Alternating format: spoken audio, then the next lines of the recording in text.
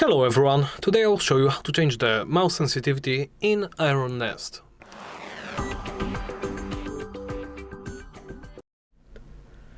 Let's begin by opening the settings menu.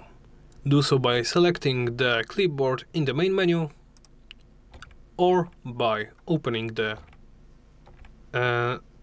this menu by pressing the escape key and selecting settings. In here select controls.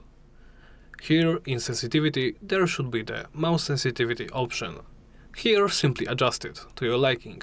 You can go as low as 0.1 or as high as 2.0. After you make your adjustment, hit apply. Then close and return to game. And that's about it. Thank you for watching and please make sure to comment, like and subscribe.